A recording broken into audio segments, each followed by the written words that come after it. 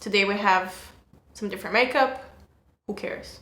Let's do this. Hi, Luciana here. Welcome back to my channel and my great corner, a place where we talk about the good, the bad, and whatever else is in between. And if you don't know what I do here on my channel, I like to overshare my experiences, question stereotypes, and bring awareness to different motherhood and womanhood problems. And sometimes I just want to make videos about whatever I want to make videos about. Because why not? It's my channel, do whatever I want. Anyway, in today's video, we're going to talk about how to survive the summer break with small children at home during rona times while living in an apartment. Yeah, that sounds like a tall order. And you're kind of freaking out at home. I feel you. We're in this together.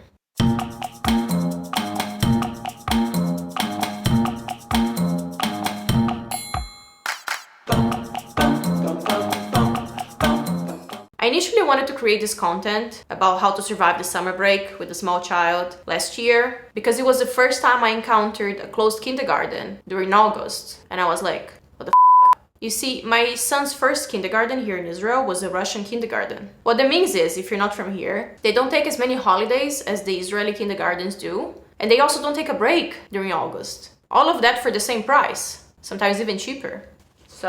So my first year dealing with kindergartens here in Israel back in 2018 was quite reasonable in my point of view. And because Russian kindergartens operate differently than the Israeli ones, I had no idea that the Israeli schools and kindergartens don't work during the summer break here in Israel. Which I thought was ridiculous and mind-blowing, especially because they charge the full price for the month of August. And they ain't cheap. So you have to pay the full price for August as if it was any other month during the year, but the kids stay a maximum of 2 weeks at their care during the month, which is like... And then, because you have to work, you need to pay extra for the additional 2 weeks during the month for their summer camp. You know what I mean? I can't comprehend this, I can't. But then again, it's private kindergartens, there's no legislation, there's no regulations, the government doesn't give a shit. So they basically do whatever they want, and the parents have to pay. Anyway, back to the story. So last year was the first time that I experienced this parent panic, when you don't know what to do with your child during the summer break, but you still have to work as usual. Now, if you have an older child, that's easier because you can take them to work with you and they will most likely just sit in a corner with their iPad or whatever games they're into and just be out of your way, right? Sounds like a solution. But what do you do when you don't have an older child who can just stay in a corner and be out of your hair? What do you do then? What was I supposed to do with a 1.5-year-old boy at home while still needing to work? So the same thing repeats now this year. What am I supposed to do with the 2.5-year-old toddler who is full of energy and has an attention span of 5 minutes while I still need to work from home? My in-laws are working. I don't have other family here in Israel. My husband is working. I also need to work. What's the solution here? Now, if you don't know me, and why should you? I mean, it's not like we're friends or something, maybe in the future. But I'm a person who has very little patience for playing with kids. Even my own kid. I can withstand a maximum of 2 hours. After that, I'll be just trying to find excuses to do anything else. Even cleaning the house. Yeah, give me a toilet brush. I will prefer to scrub toilets and clean the house, which is something that I usually hate doing, and I will procrastinate as much as possible, than to stay another minute playing with blocks, watching Baby Buzz, or dealing with toddler tantrums because one of the airplane wings fell off. No, I don't have patience for that. That's just me, okay? I'm a transparent person, I'm here oversharing, because I know there are a lot of people out there who feel the same way as I do, but they just don't say it out loud. And that's what my channel is here for.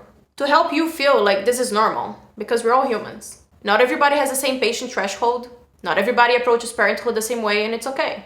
We're all doing the best we can, but we all have our limits. So with that picture in mind, can you presume what it would be like for a person like me to spend 2 weeks at home during the summer break with kids? And now in the current situation that we're all in, even worse, because you can't take them anywhere.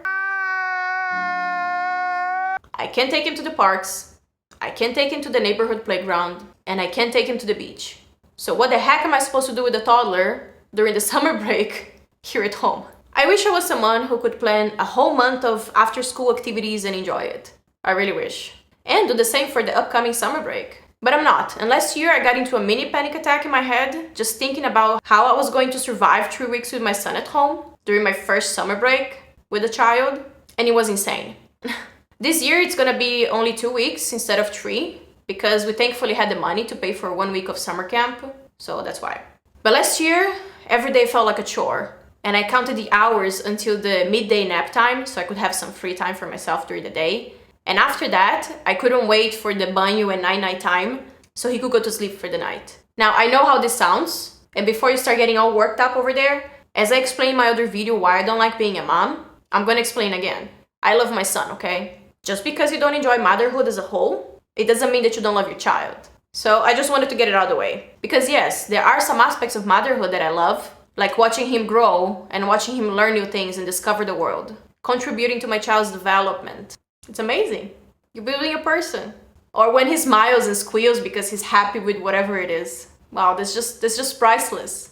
But not everything is sunshine and rainbows, and that's why I'm here doing videos in my gray corner, to show you the good, the bad, and whatever else is in between. That's the reality. And to me, spending the summer break with a toddler at home is definitely on the list of things I don't like, because I'm just not that person. I don't enjoy that. So anyway, long story short, let's get into the point of this video. So if you're someone like me and you're heading towards a similar situation this month, either because you can't afford summer camp, or maybe because you don't want to spend the extra money on it because you have other plans for the cash, or maybe because you just think it's plain stupid to pay a full monthly fee for August and then some more for the summer camp, then I'm here to hopefully help. I've compiled 4 things that lazy parents like me can do while stuck at home with your adorable but energy-draining child during the summer break in 2020, so you can keep your child busy and your sanity preserved. Number 1 is focusing on food. Everyone has to eat, and it's something you either way will have to do to feed yourself and your family. By making eating time interesting and fun, you will have at least a third of the battle won. So start now researching interesting recipes to make and go shopping. Plan ahead. Buy lots of summer fruits. Think about making fun snacks, like colorful fruit popsicles. It's time for rainbow popsicles. Or colorful fruit juice ice cubes. So they can put it inside their water and watch all the colors melt away and blend in. It's fun. I like that. And if possible, get the kids involved in the cooking process. They'll love it. Get one of those learning towers, so the kid can stay in the same height as you. And get them to help you clean later. Which leads me to the second point. Get them involved with the chores. Kids love to feel like they have accomplished something, like they're helping. And toddlers are no different. So to keep your house somewhat livable, while dealing with the mayhem that it is when a toddler runs by, start getting them involved with the chores around the house. Like doing laundry, for example. Get your toddler to put the clothes inside the washing machine drum and talk about the different clothing items and colors to help them learn. Like, hey sweetie, can you please bring me the yellow shirt and the blue shorts? Or vacuum in the house. My son loves holding the wireless vacuum. And if you have the money, buy one of those mini vacuum cleaners for kids that actually work so they can join you in the cleaning part. Dyson, my love.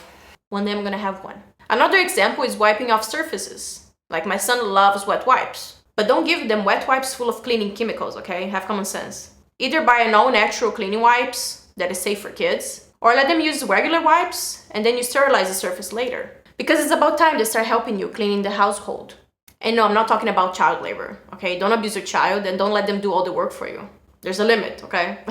Again, the idea here is that you're gonna have to do this anyway. So why leave it for the after hours when you have your precious free time when the kids are sleeping? Don't leave all the chores for your free time. Do it together with your kids safely. This way, you're killing 2 birds with the same stone. No, sorry, don't kill birds. This way, you're solving 2 problems with 1 activity. There, that's better. The third tip is to let them watch TV. It's okay. No reliable studies are confirming that watching TV is bad for your kids. I'll link some of the articles in the description box below for some of the curious cats who don't believe me. Just have common sense and set boundaries. Okay, don't let your kids watch TV all day long.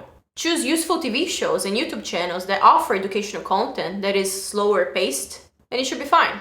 Here are some of my favorite ones, who offer good content and are actually tolerable to watch. You might actually enjoy it yourself. Now, the fourth and last tip that I have for you is to go outside. Now, I know this contradicts a little bit what I said in the beginning of this video, but you can still go outside with a mask and maintain social distancing. It's good for you and for your kids to go outside a little bit every day. And because you need vitamin D and you need the sun for that, so go outside. It's good for your mood as well, especially if you're like me and you live in an apartment or in a house without a garden. Take the bimba or the bicycle and go for a walk. Or just go on foot and let them run and walk as much as possible and safely as possible. An added bonus of that is that they're gonna exercise, which is good for them, and they're gonna get tired and sleep better, which is good for you. If you have your own garden, then perfect. You have a whole lot of different activities that you can do in your backyard, which I'm not gonna get into because it doesn't apply to me. But if that applies to you and if you're thinking of swimming pools and water activities this summer, then please be careful. Because even with a very shallow swimming pool, small kids can still drown. Just make sure there's always one designated adult watching the kids all the time, Because unfortunately, the more adults are around the kids, the less supervision is happening. So don't take this lightly, okay? Please.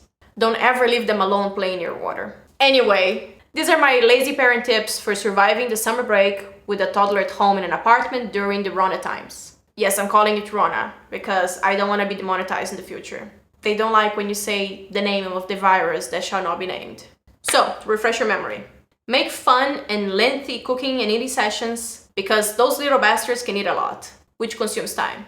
Get them involved with the house chores. You will get a clean, organized home while keeping them busy. Win-win. Let them watch TV and play in their electronic devices. You will appreciate the break and they will learn in the process. And finally, take an hour going outside for some exercise, picnic, or walking the dog.